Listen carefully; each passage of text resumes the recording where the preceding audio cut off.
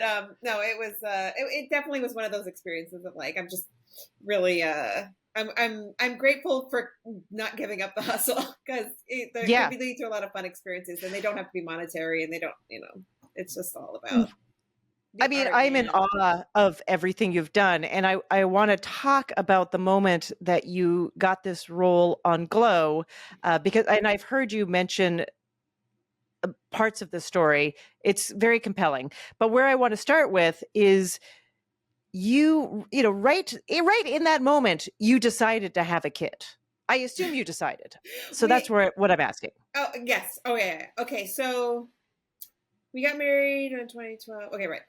So, I love that. You're like, how does this work? What's my story for the caps? Nothing. I'm a natural blonde. So is she. No, yeah, we got married in 2012, and like Sarah had a kid, Rebecca had a kid. Not that I was like, I wasn't even sure if I wanted to be a parent, to be honest with you. Okay. Yeah. And I just wasn't sure. Like I was just really nervous about like not being able to pursue a career because you see so many friends and people disappear, and like I just needed, especially as a woman. That's exactly what it is, and it's only yeah. Oh yeah.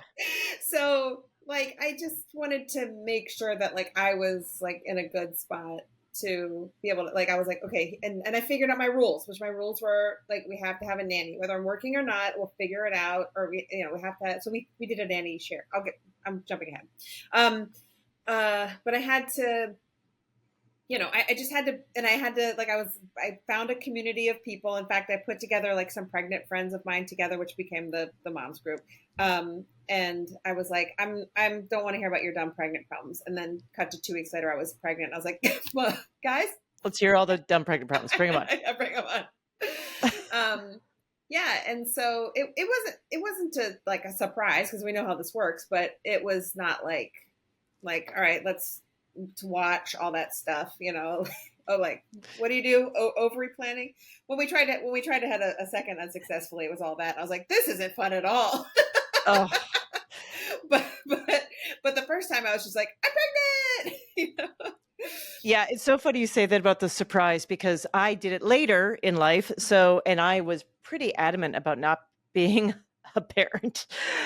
People change their mind. And then I got pregnant and everyone said, it's a surprise. And I literally would say, well, I know how it happened. Yeah, it's like, it wasn't like I was walking down the street and a vat of sperm fell on me, like what, like but everyone is, it's interesting. That's one thing about this whole entire thing about being a parent is you get all of the shrapnel of everyone's thoughts and feelings about women's bodies and pregnancy and childbearing, all of it. All of it. Yes, I know. It's like a spider crawled up me and got me pregnant or something. I'm like, no. Yeah, exactly. I'm going to have to explain this to my daughter one day about a penis and going into a vagina, and I am dreading it. I don't want to. Push it down the road. Push it down the road. I'll just answer the questions that she has. Yeah, treat her like TSA. Yeah.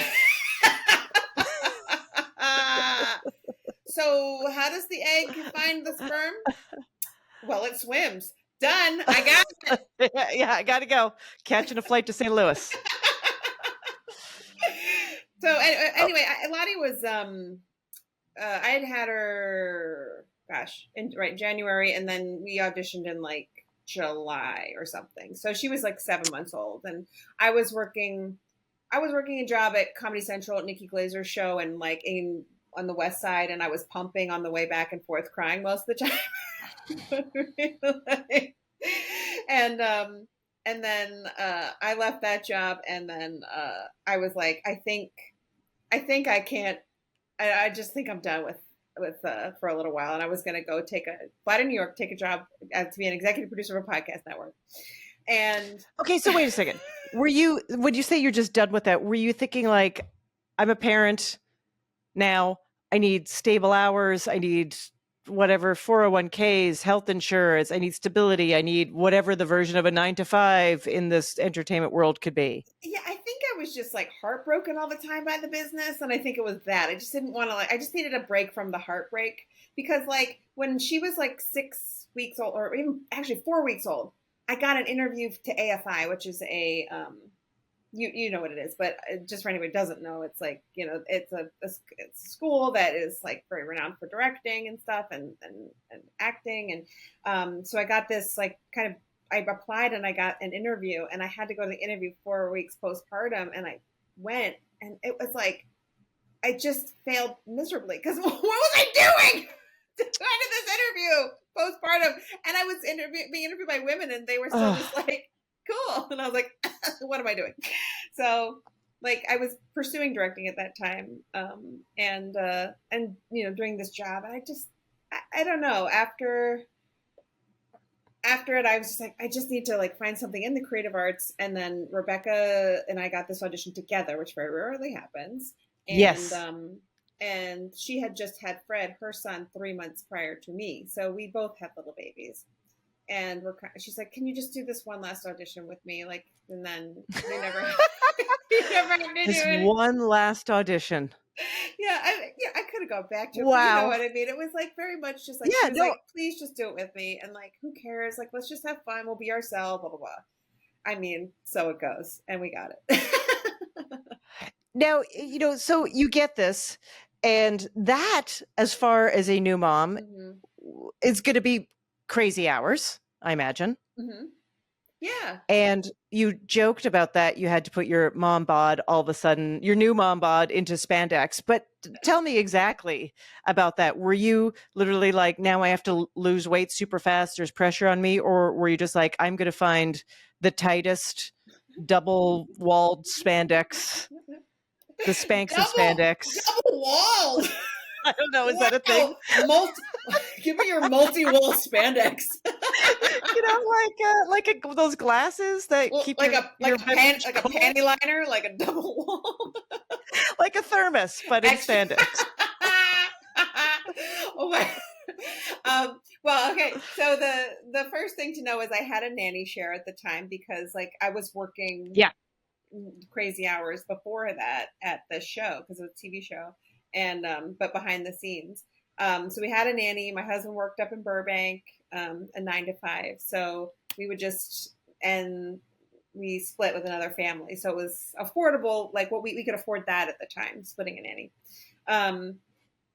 And so when G.L.O.W came along, what was awesome is that she was little, and little babies are awesome when you have crazy hours because you can bring them to set and you can they travel. They don't need there's fucking school, whatever. Yeah, no hours. No hours. They're on your time, you know? So like she would I'd wake up with her in the morning depending on when I got up and you know, the nanny could bring her to set and would bring both the other baby too, sometimes to set, and that mom is also in the industry. So like she loved it. I would take pictures of them in the wrestling ring and then it was so cute. And then regarding the double walls, I to their credit, Liz and Carly, the creators, were very adamant that they wanted to celebrate real women's bodies, and they're like, please guys, don't change your body, be exactly who you are. Which, what a gift as a new mom. Amazing. And they're both moms, and inevitably, like we all did lose weight because we were wrestling. Yeah, physical workout. So, like by the end of the wrestling camp, I was like, I look good. So for those new moms out there, try wrestling.